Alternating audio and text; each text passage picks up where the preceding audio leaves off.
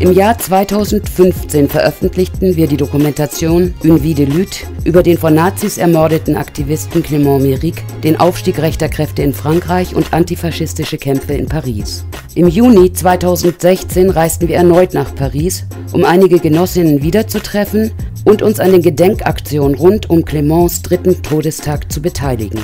Wir wollten wissen, ob es etwas Neues im Prozess gegen die beiden Hauptangeklagten gibt und in welcher Form Clément an diesem Wochenende gedacht wurde. Il y a eu des nouvelles par rapport à l'enquête qui a eu lieu suite à l'assassinat de Clément. Donc ils n'ont toujours pas retenu le point américain. Il n'y a pas d'homicide involontaire, c'est toujours les mêmes chefs d'inculpation. Ces derniers mois, l'enquête a été close. Il laisse à chaque partie la possibilité de rajouter des choses sur le dossier. Et pour le moment, on n'a pas de date de procès.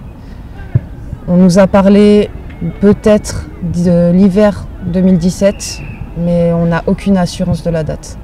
Cette année, la commémoration pour Clément s'est déroulée un peu dans les mêmes circonstances que la première année, c'est-à-dire que nous avons organisé 2 concerts sous la forme d'un festival le vendredi et le samedi, un concert rap, un concert punk, ska, reggae, oi. Donc c'était vendredi, samedi. Le samedi après-midi, nous avons organisé une manifestation. Et le dimanche, il y avait un tournoi organisé par le MFC avec différentes équipes de France, de Paris et d'Europe. C'est important pour moi que les morts, ce ne soit pas quelque chose de triste, de commémorer la mémoire des gens qui sont morts pour une cause ou une lutte. En faisant la fête, les gens se retrouvent, partagent des moments et tout. Donc, c'est un moment de partage, tu vois, c'est un concert. Notre rap, c'est un concert par rapport à la commémoration de la mort de Clément. C'est un rappel par rapport à une mémoire. Et c'est aussi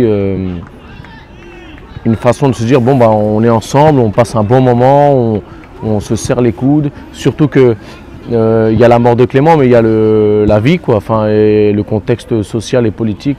Donc là, par exemple, la commémoration, elle tombe à un moment où il y a beaucoup de luttes sociales et tout. Donc c'est important que les gens qui se disent antifascistes et notamment proches des organisations dont faisait partie Clément se retrouvent, passent un bon moment, commémorent ensemble, mais surtout pour avancer, tu vois, pour donner envie encore d'aller plus loin et de faire des choses ensemble, quoi, tu vois. Et donc c'est la partie chorale debout et orchestre debout qui a décidé de rendre un hommage chanté en fait à Clément. Enfin, moi je trouve que c'est appréciable parce que c'est une démarche qui vient de gens qui ont été vraiment touchés par ce qui s'est passé. Après effectivement la déclamation et l'adresse à la République nous touchent moins parce que ça fait pas partie de nos principes politiques, mais c'est quelque chose qu'on accepte en fait parce que on est pour la diversité des tactiques et des opinions, donc voilà.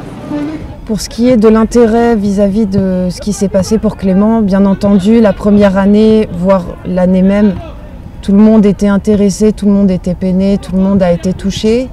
Et avec le temps, comme pour beaucoup de personnes qui ont été assassinées, l'intérêt diminue, ou en tout cas est remplacé par d'autres affaires, d'autres faits divers, comme on dit.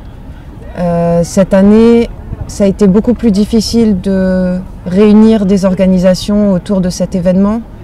Bien entendu, certaines organisations sont toujours là, continuent à se battre pour que cette mort ne tombe pas dans l'oubli. Des liens ont été créés avec d'autres pays en ce qui concerne les assassinats organisés ou en tout cas effectués par des fachos.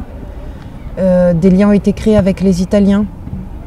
Donc les parents de Clément ont des contacts avec des mères italiennes qui ont perdu leur enfant suite à l'assassinat de leur fils ou de leur fille. Pour ce qui est d'autres collaborations, il n'y a pas grand-chose qui a été mis en place puisque c'est vrai qu'on se focalise davantage sur l'enquête, sur ce qui se passe actuellement et Et c'est difficile de trouver des liens vis-à-vis de tout ça. Je m'appelle Jean, je fais partie du RAGE, Réseau d'Agitation Genève, anciennement Réseau Antifasciste Genève.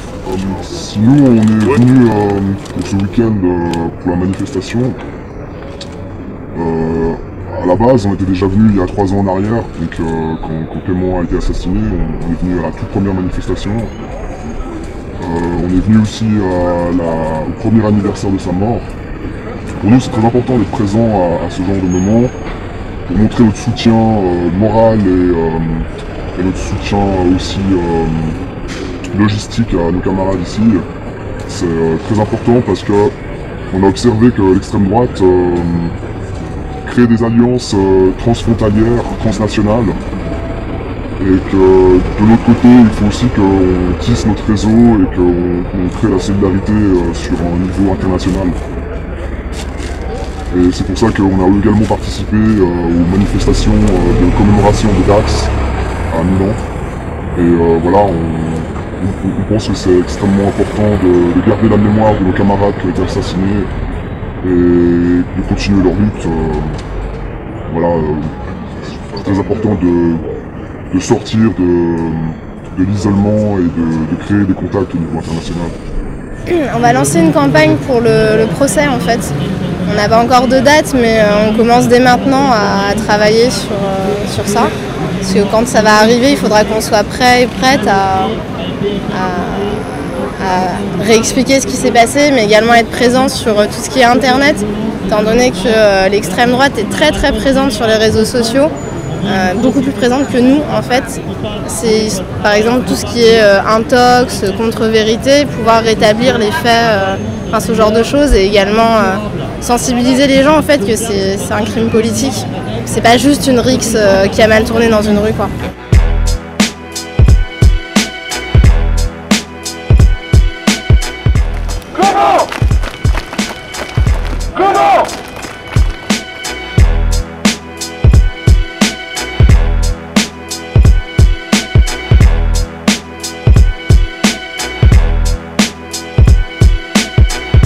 Am 4. Juni 2016 fand die Gedenkdemonstration zum 3. Todestag von Clément statt. Es beteiligten sich Menschen aus ganz Frankreich und vielen weiteren europäischen Ländern. Neben dem Gedenken an Clément wurde an diesem Tag unter anderem auch der Protest gegen die zunehmende Militarisierung des öffentlichen Raumes, die neoliberalen Arbeitsmarktreformen und den steigenden Repressionsdruck von Staat und Polizei auf die Straße getragen. Donc nous étions, je dirais à peu près 3000 personnes, une manifestation relativement décidée, mais nous nous sommes fait arrêter par la police qui a séparé la manifestation en 2 morceaux. Et donc là, nous sommes dans une asse, donc nous sommes retenus depuis, je dirais, 45 minutes, à hauteur du canal Saint-Martin. On le savait parce qu'il y a quelques semaines, une voiture de police a été brûlée sur ce parcours-là, sur cette rue où on a été bloqué. Et donc, on se doutait qu'un retour de bâton aurait lieu. Alors la manifestation d'hier, pour ceux qui étaient là, enfin ceux et celles qui étaient là, ça a été assez violent.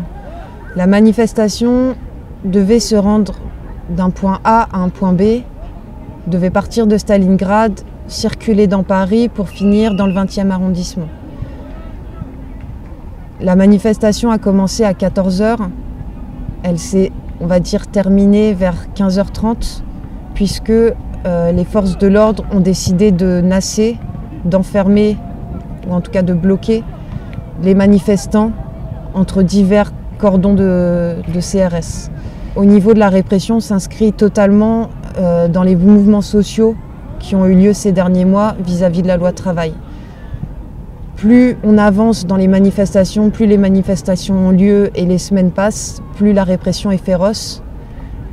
Comme on peut le voir par exemple à Rennes, à Nantes et un peu partout en France, à Lille entre autres, où des personnes, des militants politiques font face à une répression énorme parce qu'ils ont osé investir un lieu public, parce qu'ils ont juste le malheur d'être dans une manifestation, parce qu'ils ont juste le malheur d'être à un endroit où ça a dérapé, on va dire.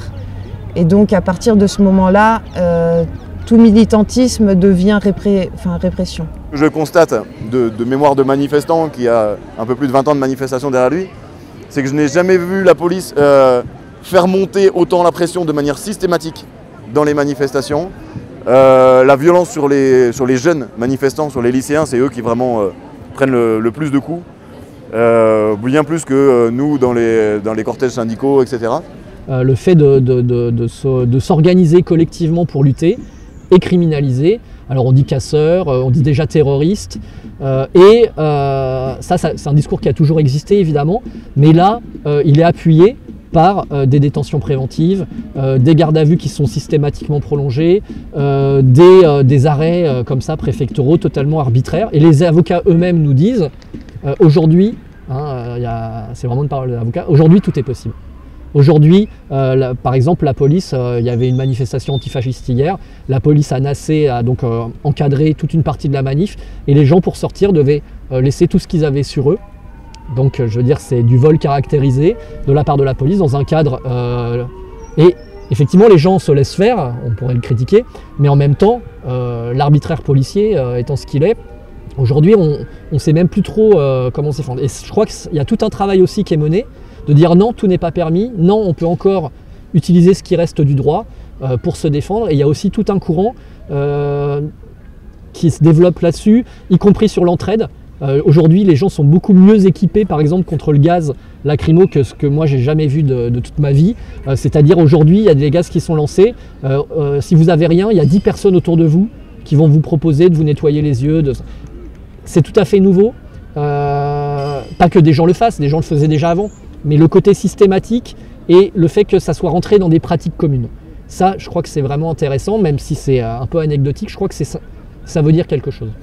Il y a une autre chose qui est marquante, c'est qu'il y a quelques centaines de personnes à chaque manifestation qui vont affronter la police, parce que c'est leur choix politique de le faire. Ce qui est étonnant, c'est qu'il y a de plus en plus de monde dans les manifestations qui est derrière eux, qui ne choisissent pas de combattre, mais qui choisissent d'être derrière, un peu en repli, une forme de soutien pacifique, mais déterminé à ces gens qui, en disant c'est leur modalité d'action, certes c'est pas la mienne, mais je n'ai pas envie pour autant qu'ils se fassent arrêter. Et ça, je ne me souviens pas d'avoir vu ça dans d'autres mouvements précédemment.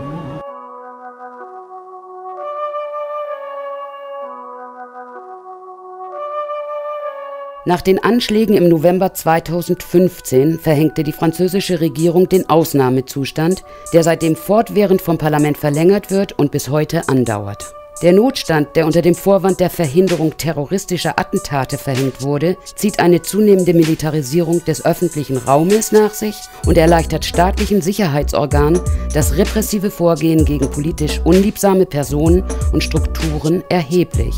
So führten von bisher weit über 2500 ohne richterlichen Beschluss durchgeführten Hausdurchsuchungen lediglich 5 zu einer Anklage wegen Terrorverdachts. Inzwischen plant die Regierung zahlreiche Notstandsmaßnahmen durch eine Verfassungsänderung in den Normalzustand zu überführen, was eine massive Einschränkung von Grundrechten bedeuten würde.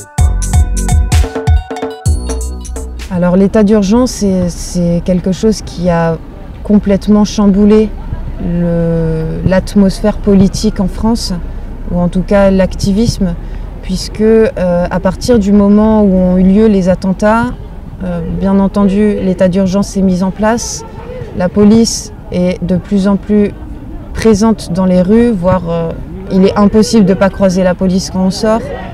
Et pour ce qui est des mouvements sociaux, des manifestations, des commémorations politiques, des actions politiques, etc., des rassemblements, la police est partout. Au début, ils interdisaient les manifestations, les rassemblements. Maintenant, ils ont lâché un peu du lest, donc on peut quand même faire des manifestations. Mais comme on peut le voir ces derniers mois avec la loi travail et le mouvement que ça a mis en place en France, la répression est de plus en plus présente et de plus en plus violente. Puisque là, ils sont en train de nous préparer une loi qui pourrait dire que l'état d'urgence est terminé, mais les mesures policières et judiciaires seront les mêmes. Donc, l'état d'urgence, on le ressent beaucoup dans les quartiers populaires d'abord. Et ensuite, là, sur ce mouvement, on sent quand même qu'il y a une pression policière qui pousse vers la tension, jusqu'à ce que les manifs dégénèrent, jusqu'à ce que les gens soient excédés. les principaux soirs où il y a eu des affrontements sur la place entre toute la jeunesse, qu'elle ait 18 ans ou 70 ans de la place et la police, c'est les soirs où il y a eu des manifestations le jour, où la police a mis une pression énorme sur les cortèges de manifestants. Là, c'est vraiment... là, ça frappe tous les milieux contestataires. Ça, c'est clair que l'état d'urgence a vraiment changé la donne. C'est-à-dire qu'on a 2 mois, ça fait 2 mois qu'on voit de l'inédit quasiment chaque jour. En termes de stratégie de maintien de l'ordre, même pour des militants, disons, qui ont une certaine expérience, on voit des choses qu'on n'avait jamais vues avant, c'est-à-dire un maintien de l'ordre très offensif, très agressif, avec une volonté de frapper physiquement. On n'est plus dans cette espèce d'accompagnement, de mouvement de foule, d'entente tacite entre les manifestants et le maintien de l'ordre. Là, vraiment la volonté de faire peur, spécialement sur la jeunesse. L'état d'urgence impose une répression féroce et encore plus pour les minorités et les personnes non blanches. C'est-à-dire que aujourd'hui, on cherche des coupables pour ces attentats, on cherche à ne plus avoir d'attentats liés à Daesh ou à ce qu'ils appellent le communautarisme religieux. Aujourd'hui, le communautarisme religieux, pour l'état d'urgence, pour le gouvernement et peut-être même pour la population, il concerne que les musulmans. C'est-à-dire que quand on est catholique, juif, hindou ou quelconque autre religion, on ne peut pas être communautariste, on ne peut pas être extrémiste religieux. Il s'agit pour l'État français que des musulmans. Donc c'est vrai qu'il y a une grosse répression qui est mise en place. On cherche à trouver des djihadistes un peu partout. On met des personnes en garde à vue dès qu'une barbe est un peu trop longue, que les vêtements ne plaisent pas. Et bien entendu, pour les femmes voilées, c'est quelque chose de très compliqué aussi, puisque aujourd'hui, la femme voilée est un ennemi pour l'État français et pour la population française à cause des médias qui communiquent sur ces questions-là.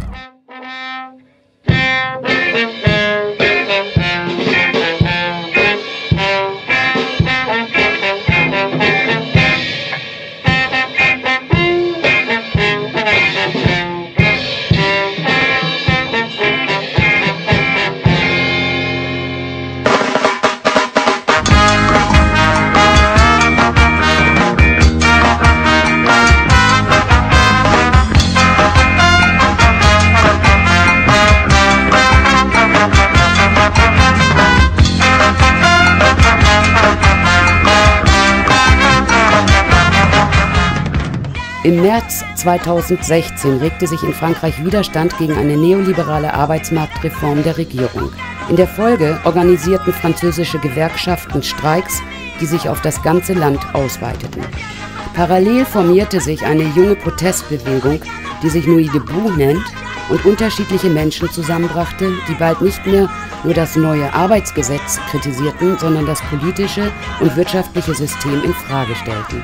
Als Initialzündung für die Entstehung von Nuit debout wird auch der antioligarchische Dokumentarfilm Merci Patron genannt, der die Schließung von Fabriken in Nordfrankreich durch einen Luxuskonzern und die daraus resultierende Arbeitslosigkeit und Armut der Arbeiterinnen behandelt. Das Gesetzespaket wurde inzwischen verabschiedet, jedoch kämpfen Aktivistinnen und Gewerkschafterinnen weiterhin für dessen Rücknahme.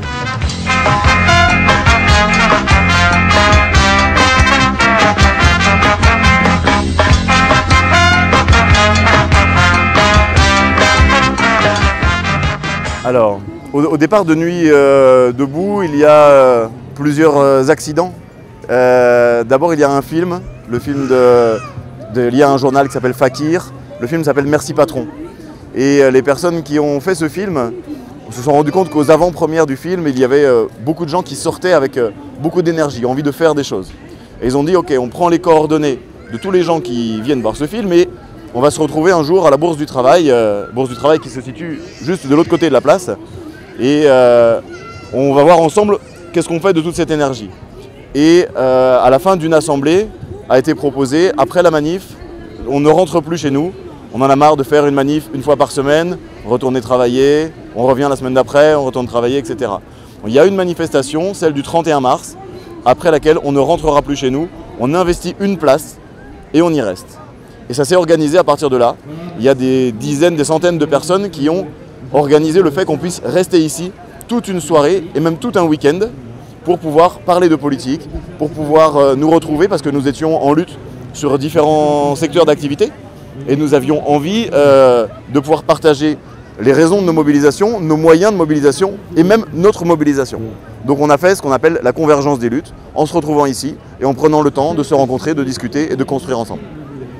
Ce n'était pas spontané parce qu'on a préparé la chose, mais ce qui était très intéressant, c'est que les gens qui répondaient à cet appel étaient en grande majorité des gens qui n'avaient pas d'expérience militante, qui découvraient tout mais avaient très envie de faire des choses. Donc on était plusieurs à être déjà militants dans des mouvements et d'autres qui arrivaient en disant mais voilà, on est dans un système qui ne nous offre aucune sortie qui peut être intéressante, donc on va construire nous-mêmes ce qu'on a envie de voir se mettre en place. On ne sait pas quelle forme ça va prendre, on ne sait pas exactement comment on va s'y prendre, mais on se met tous ensemble et on construit ensemble. Ça a été ce qui a vraiment fédéré chacun, c'était de... Voilà, je n'ai peut-être pas d'expérience, j'ai des idées assez floues, mais par contre ce système je n'en veux plus et je veux participer à élaborer autre chose. La loi dite travail, elle est aussi appelée loi El Khomri, du nom de la ministre du Travail, Myriam El Khomri. Son contenu a été rendu public le 17 février. C'est une loi qui entend profondément réformer le Code du travail. C'est une loi de 130 pages avec 52 articles. Donc c'est un projet de loi complexe, mais qui attaque les conditions des salariés sur plusieurs sujets, surtout sur le temps de travail. C'est une loi qui va servir surtout à allonger le temps de travail et à rendre variable le temps de travail par semaine selon les fonctions, en fonction selon les besoins de l'entreprise, donc du patron. Par exemple, il va être possible de négocier avec des salariés des forfaits tout horaires ou forfaits jour, c'est-à-dire c'est des contrats où tout le temps qui est travaillé dans la journée est censé être payé. On ne mesure pas les heures supplémentaires. C'est-à-dire on peut faire autant d'heures supplémentaires qu'on veut, on touche toujours le même salaire. Alors dans les grandes entreprises, ça doit être négocié avec les syndicats, mais ce qui est prévu, c'est dans les entreprises jusqu'à 50 salariés, donc moyenne, ça peut même passer sans accord avec entre l'entreprise et les syndicats. La protestation très tôt parce que, donc, comme je disais, le contenu a été publié dans la presse le 17 février et très tôt, les organisations syndicales ont dit c'est un scandale. 1, le contenu est très mauvais, il est mauvais pour les salariés. 2, nous, on ne nous a pas consultés. C'est-à-dire il y a eu 1-2 heures où la CGT, Force ouvrière, le CFDT, les grandes organisations syndicales ont été reçues, mais on ne nous a jamais demandé vraiment notre avis. Donc on nous dicte le contenu de cette loi. Donc très tôt, les grandes organisations syndicales ont protesté. Aussi, les organisations de jeunesse et les étudiants et étudiantes dans les universités ont commencé à protester. Dans les jours de grève, on essaye, parfois il y a des cortèges nus debout dans les manifestations, parfois il n'y en a pas et chacun se mêle à son cortège syndical pour ceux qui sont syndiqués ou à l'avant de la manifestation pour une bonne partie aussi des militants ou des passants de nuit debout. Voilà, chacun trouve son espace. On essaye de faire en sorte, les syndicats ont été invités à plusieurs reprises à prendre la parole ici. Ici, on est quand même plutôt hors des outils traditionnels politiques. On est un peu moins loin des outils syndicaux parce qu'il y en a beaucoup d'entre nous qui sont syndiqués. Mais par contre, les méthodes, les modalités d'action sont quand même assez différentes de la tradition syndicale. Donc on essaie de travailler en bonne intelligence avec quand même des différences assez marquantes. Ça marche un peu ensemble avec les organisations syndicales parce qu'il y a souvent des syndicalistes qui viennent ici. Il y a souvent des gens qui prennent le micro en disant je suis à la CGT, voilà ce qui se passe dans mon entreprise et par ailleurs je pense que. Mais il y a aussi des gens qui se méfient des organisations syndicales. Des jeunes, des gens non organisés. Mais il y a eu des phases où ça s'est beaucoup rapproché avec les organisations syndicales. Par exemple, le 28 avril.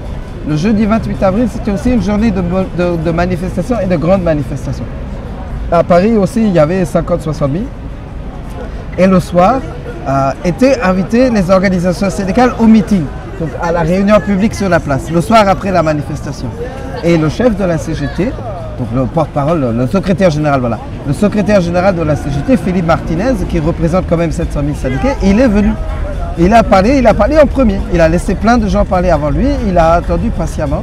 Et c'est là qu'il a dit qu'il appelle à la grève et même il a même dit qu'il est pour la grève générale. Et c'était nouveau parce qu'avant la CGT n'utilisait pas le mot grève générale pour cette lutte-là. Il a dit j'appelle à la grève générale si le gouvernement la rend nécessaire, s'il ne cède pas. Mais il a dit aussi, par rapport à des gens un peu radicaux qui disent grève générale un peu facilement, ça ne se décrète pas, c'est pas parce qu'on la veut qu'elle existe, mais il faut la construire. Donc il faut faire le travail des entreprises. Ce qui est juste. Mais les deux se sont retrouvés. Les forces qui sont ici, les gens qui ne sont pas syndiqués, des jeunes qui ne sont pas organisés, des précaires, dont les syndicats ne s'occupent pas assez, insuffisamment, et les organisations syndicales. Après, il y a eu des phases où ça marchait bien ensemble et il y a des phases de méfiance. Mais je dirais que l'enjeu, évidemment, c'est de faire marcher les deux ensemble. Parce que sinon, on ne peut pas gagner.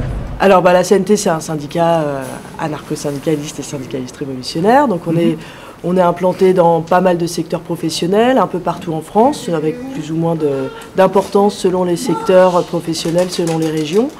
Et dans les grèves, par la présence en manifestation, par la présence dans des actions, par aussi une présence sur le Nuit debout, dont vous avez sûrement entendu parler. C'est cette espèce d'assemblée générale permanente avec du bon, du moins bon, de l'intéressant, du moins intéressant, mais enfin beaucoup de choses qui se passent, en tout cas une politisation un petit peu de l'espace public dans laquelle du coup on a trouvé qu'on avait notre place, donc on a assuré une présence syndicale dans ce cadre-là aussi. On continue notre travail de propagande, de tracts, de publication, de communiqués, d'appel à la grève. On appelle depuis le début à la grève générale reconductible, évidemment. Oui. Dans la mesure du possible, on essaie d'être en grève au maximum. Et par ailleurs, il y a énormément de militants de la CNT qui sont très engagés, justement, qui sont aussi dans ces têtes de manif un peu libres, un peu, et qui vont en tant que CNT, et qui permettent aussi d'avoir un lien et de montrer que la CNT est à la fois une force syndicale, mais une force syndicale qui est un petit peu différente par son fonctionnement, ses objectifs et ses manières de faire, un peu différentes des structures syndicales traditionnelles. Voilà. Depuis le début, on ne sait pas où on va, on ne sait pas ce qu'on va construire, on ne sait même pas comment on le construit, on invente tout à chaque fois. Des fois même on réinvente des choses qui ont déjà été inventées souvent, donc ça ne va pas forcément très vite. Mais ce qui est intéressant, c'est qu'il met énormément de gens en marche dans une activité militante. Et on en parlait tout à l'heure, parmi ces gens, beaucoup n'avaient jamais milité auparavant, n'avaient jamais mis de mots sur ce qui nous oppresse, le capitalisme, ses fonctionnements, l'utilisation de la police pour réprimer toute forme d'opposition. Et donc, suite à ça, il y a beaucoup de gens qui se forment, qui avancent des nouvelles idées. Et voilà, il y a l'Assemblée populaire qui est un grand moment de prise de parole où chacun peut prendre la parole et faire des propositions. Il y a les commissions qui sont des espaces de travail où il y a des idées qui se construisent, des actions qui se mettent en place. Et puis après, il y a toutes les actions, les manifestations qui partent d'ici. Et ça, pour nous, c'est très important parce que c'est ce qui maintient le lien très direct avec tout le mouvement social en place en ce moment. Essentiellement contre la loi El Khomri sur le licenciement, mais aussi les actions des intermittents du spectacle, mais aussi les actions des cheminots, celles des électriciens gaziers, celles des enseignants qui réfléchissent à comment modifier le rapport de l'école à la société. Bref, il y a beaucoup de choses qui partent d'ici. Oui, il y a quelques échanges. Après, dès le début, on a voulu nous dire « Ah bah vous êtes comme les indignés espagnols, vous allez faire un Podemos et tout ça ». Nous, on a très vite pris nos distances avec ça en disant on est très intéressés pour échanger avec les Espagnols, pour échanger avec les Grecs, avec les Allemands et les gens de toute la planète. Les Turcs aussi qui ont occupé des places, pourquoi pas les Égyptiens. Mais chaque chose est très différente. Nous ne sommes certainement pas un clonage ou une descendance du mouvement des indignés. Nous construisons notre mouvement au fur et à mesure tous ensemble et impossible de savoir où ça ira. Pour ce qui est des liens internationaux, il y en a. Il y a une commission qui est chargée de ça. Les liens sont assez évidents effectivement avec l'Espagne, puisqu'il y a ici, dès les premiers jours, des Espagnols qui sont venus nous en parler. Mais il y a aussi des gens qui viennent de partout dans le monde et on essaye de faire en sorte que les liens se fassent. Et après, quant à vous dire si ça va vraiment s'internationaliser, nous avions dit que nous ne tolérerions pas sur la place ni racisme, ni sexisme, ni des infiltrations d'extrême droite, qu'elle soit discrète par des gens qui entretiennent des ambiguïtés, ou qu'elle soit franche et violente comme ça a été le premier samedi soir de Nuit debout. Donc depuis, on est resté sur cette position. Ici, l'extrême droite n'a pas sa place. Et c'est quelque chose qui est plutôt bien partagé. Il y a eu des débats quand même. Une partie des gens disaient « Oui, mais il faut leur laisser la parole et on se rendra bien compte si leurs idées sont pas bonnes. À ce moment-là, on les mettra dehors. » Et on est très nombreux à dire « On n'a pas créé un tel espace de parole pour le donner à des gens qui ont déjà leurs espaces de parole et dont le sens de leur parole est de nous interdire à nous la parole. »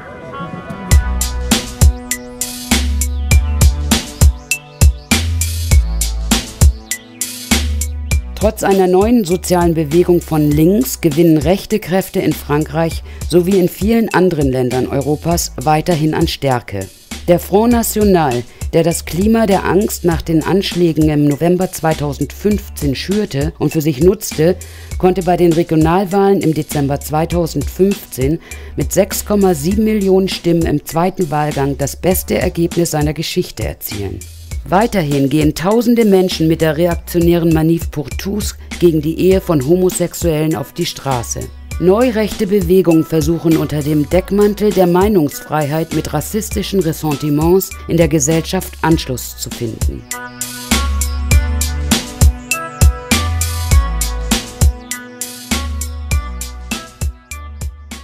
C'est qu'en général, quand un nouvel espace s'ouvre, un nouvel espace politique, forcément l'extrême droite est à l'affût.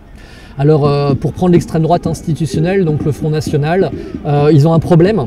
Ils n'arrivent pas à vraiment appréhender le mouvement parce que d'un côté, par populisme, ils souhaitent accompagner ce mouvement et s'y inscrire à sa façon. Et de l'autre côté, parce qu'ils sont les garants d'un certain ordre républicain et ils ont aussi une vision assez conservatrice des choses, eh bien ils ne peuvent pas non plus dire oui les grèves c'est bien, oui les blocages c'est bien. Il y a eu une manifestation de policiers mécontents. Ça s'est passé ici, place de la République, le mercredi 18 mai.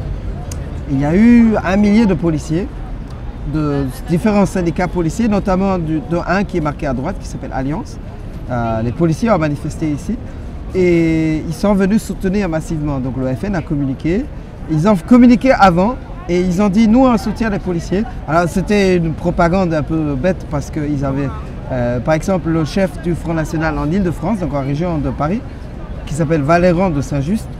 Il avait fait une communication sur internet, il avait dit je soutiens ce policier blessé. Or la presse a regardé et le policier a envoyé un policier par terre qui saignait en sang. Mais il n'a pas été blessé ici, il a été blessé en Thaïlande. C'était un policier thaïlandais blessé en 2014, il y a 2 ans. Donc bon, ça c'était avant. Et puis ils sont venus ici sur la place. Alors le jour de la manifestation des policiers, il y avait des grilles autour de la place, on ne pouvait pas accéder. Il fallait avoir soit une carte de presse, soit une carte de policier. Mais les députés, ils peuvent venir, parce qu'avec une carte de député aussi on passe. Et le Front National a deux députés à l'Assemblée nationale, Marion Marchal-Le Pen, une jeune femme, et Gilbert Collard, qui est un ancien avocat. Et les deux sont venus ici. Et ils ont eu un succès parce qu'il y a beaucoup de policiers qui se sont fait photographier en selfie avec Marion Marchal-Le Pen notamment. Là, ils sont un peu réapparus. C'est sûr qu'il y a un climat de peur, que ce soit l'insécurité en termes de social, la précarité dans le monde du travail, que ce soit l'insécurité dans la rue à cause des attentats ou d'autres choses. C'est toujours le terrain sur lequel l'extrême droite prospère. Mais il y a une tendance aussi, et en France et peut-être à l'étranger, à faire comme si l'extrême droite était gagnante à tous les coups. C'est-à-dire que quoi qu'il se passe, le moindre événement, le FN ou l'extrême droite pourrait en tirer profit. Alors en Suisse, on a un parti xénophobe, populiste, islamophobe qui s'appelle l'UDC, Union démocratique du centre, ou SVP en allemand. Ce parti, en fait, régulièrement, ils font des initiatives xénophobes, racistes, qui durcissent le droit d'asile et qui rendent la vie des migrants et des étrangers beaucoup plus dure en Suisse. Il se trouve que toutes ces campagnes qu'a fait l'UDC, certaines affiches de l'UDC ont été reprises par le Front National. Il y a effectivement l'affiche avec les minarets qui a été créée par l'UDC, qui a été repris par le Front National. Une fois que l'UDC a une victoire électorale suisse, Marine Le Pen fait des déclarations dans les médias français en disant bravo la Suisse, bravo les Suisses pour voter des lois xénophobes, des lois racistes. Par contre, de mon point de vue, c'est plutôt les groupes néofascistes français qui sont extra-parlementaires, donc qui sont à la marge du FN. C'est plutôt eux le problème en Suisse, parce que voilà, on partage la frontière avec la France, en Suisse romande. Et vu que ces dernières années, l'extrême droite a pas mal... l'extrême droite suisse et l'extrême droite française ont vraiment tissé beaucoup de liens ces dernières années. Et ça a fait que il y a beaucoup de militants néofascistes français qui, pour des raisons professionnelles, viennent s'installer en Suisse. Et ils exportent aussi leur militantisme, leur savoir-faire. Et en fait, ça crée un lien transfrontalier entre les néofascistes suisses et français. Traditionnellement, les mouvements radicaux sont toujours plutôt du côté de la matraque. Donc ils arrivent, en général, ils attaquent les manifestants ou ils font les auxiliaires de police. Dans l'histoire, ça s'est toujours vu comme ça. Là, ce qui est nouveau, c'est qu'on a ce qu'on appelle les confusionnistes, c'est-à-dire des gens qui ne se disent pas d'extrême droite. Ils disent nous, on n'est pas d'extrême droite, qui portent un discours d'extrême droite, mais disent c'est la liberté d'expression, et qui se pensent comme mouvement social. Alors ils sont très minoritaires. Le problème, c'est qu'aujourd'hui, l'extrême droite a vraiment changé de visage, et donc elle peut s'inviter dans ces nouveaux espaces de lutte sans être forcément automatiquement associée à l'extrême droite et donc dénoncée. Et même quand elle l'est, il y a aujourd'hui cette espèce de relation étrange à la liberté d'expression qui voudrait dire que toutes les opinions se valent, que le racisme finalement, bon bah c'est pas bien, mais c'est une opinion comme les autres, que tout le monde doit être écouté, etc. et qu'il n'y a plus à protéger cet espace. Alors l'extrême droite, elle est à un niveau élevé, elle a un niveau fort. Je dirais le bilan de 4 ans de politique social-démocrate, qui est nul sur tous les plans, qui est négatif sur tous les plans, a contribué à ce que l'extrême droite gagne encore des nouvelles couches d'électorat, en partie des déçus de la social-démocratie. L'extrême droite était déjà à un niveau élevé avant. L'extrême droite, donc le principal parti de l'extrême droite, le Front National, a fait 17,9%, donc 18%, à l'élection présidentielle le 22 avril 2012. Depuis 2012, ça a encore augmenté. Ils étaient à 18%, là ils sont sur un socle de 25%. Alors 25% des voix exprimées avec une abstention qui elle-même est forte. Donc il y a eu les élections municipales en mars 2014, il y a eu les élections européennes le 25 mai 2014 où le Front National a fait 25%, et il y a eu les élections départementales en mars 2015 où le Front National a fait encore 25%. Il y a eu les élections régionales en décembre 2015 où il a fait 27%. Donc ils sont à un niveau élevé. Et le bilan de 4 ans de gouvernement de gauche qui est entièrement négatif, y a contribué.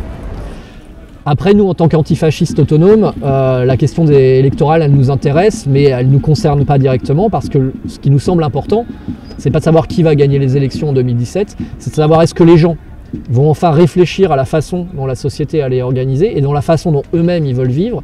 Et de toute façon, il faudra être en résistance. Quelle que soit la personne qui sera à la tête de l'État, ça sera la même police, ça sera les mêmes politiques, ça sera les mêmes changements.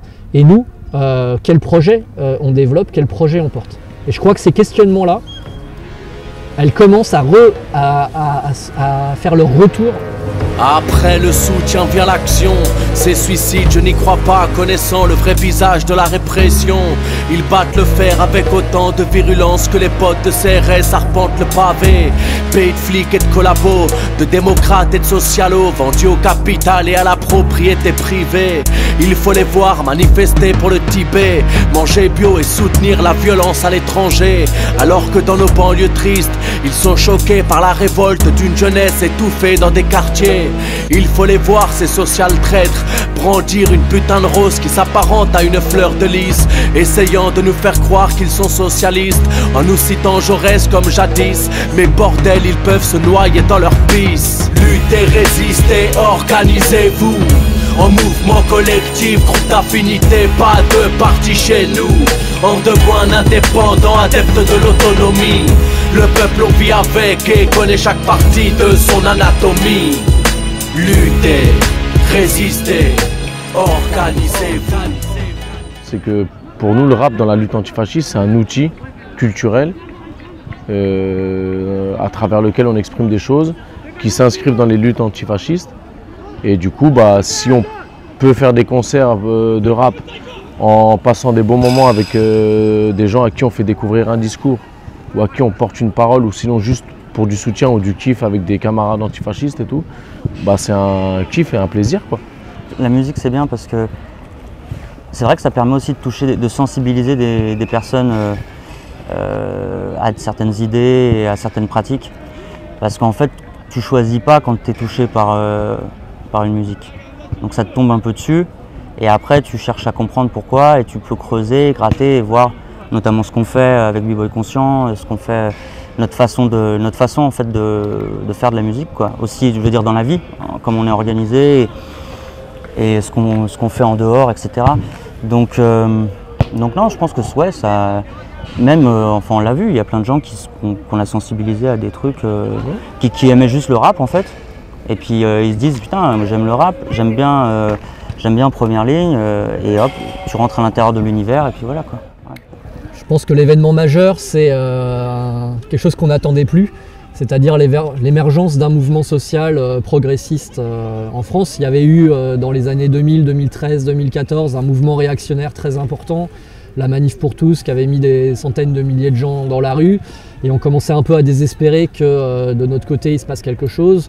En 2010, pareil, il y avait une mobilisation contre une réforme des retraites qui avait débouché sur finalement pas grand-chose. Et là, depuis 2 mois, bientôt 3, on a vraiment le sentiment qu'il se passe quelque chose, enfin. Un petit peu comme ce qu'on avait connu en 1995 en France, avec un grand mouvement de grève sur plusieurs secteurs. Et là, on retrouve à la fois ce mouvement social, on va dire, un peu traditionnel, syndical, dans des secteurs importants, le transport, l'énergie, l'éducation. Mais ce qui est intéressant, c'est que vient s'y associer quelque chose qu'on a déjà vu dans d'autres pays, en Espagne ou ailleurs, ou en Grèce, l'émergence d'un mouvement qui accompagne les salariés dans la défense de leurs droits et qui pose d'autres questions que celles simplement pour la France là, de la réforme du Code du travail, mais qui invite à se réengager, à nouveau avoir de l'espoir en quelque chose et surtout se dire que la possibilité d'un changement social n'est plus un mythe ou une chimère, c'est quelque chose qui pourrait devenir réel. Et en tout cas, même si on ne sait pas encore vers quoi on va... Depuis le premier jour, je pense que ça va s'arrêter demain. Donc chaque jour, je suis très heureusement surpris. Je suis pour évidemment une autre structure politique et une logique politique totalement différente de celle qui existe aujourd'hui. Alors déjà au niveau français, supprimer la constitution de la 5e République, faire une assemblée constituante, écrire une autre constitution, supprimer la présidence de la République. Je crois que là, ce qui va être vraiment essentiel, c'est qu'on doit profiter vraiment, ça me semble important, du climat social actuel pour faire sortir de la tête des gens que l'alternative en termes sur la question sociale, c'est l'extrême droite. C'est-à-dire que plus d'autres voies seront explorées, plus il y aura vraiment un champ de possibles qui s'ouvrira, plus on pourra reparler de l'extrême droite comme effectivement une alternative, mais quelle alternative? Et s'en servir de contre-modèle. Mais tant qu'il n'y avait pas d'autres modèles alternatifs à la société telle qu'elle est, on ne pouvait pas le faire parce que les gens nous disent « oui, mais vous dites ça, mais vous n'avez rien ». Donc le jour où on pourra s'appuyer sur quelque chose, on pourra à nouveau faire ce travail. Et puis d'autre part, on reste quand même vigilant parce que, comme je vous le disais, le mouvement actuel n'a pas une identité politique encore très affirmée. Clément n'est pas mort pour rien, il n'est pas mort dans n'importe quelle situation et n'importe quel contexte. Aujourd'hui, l'extrême droite, la répression, l'État est de plus en plus fort. Et plus on avance dans le temps, plus les années passent. De toute façon, je pense que pour changer ce qui est actuellement mis en place en France, il faudrait une révolution. Maintenant, la révolution, c'est plus facile à dire qu'à faire. Et la violence de l'État nous a aidés, entre guillemets, dans le sens où elle s'est abattue de façon aveugle sur à peu près tous les gens qui contestaient.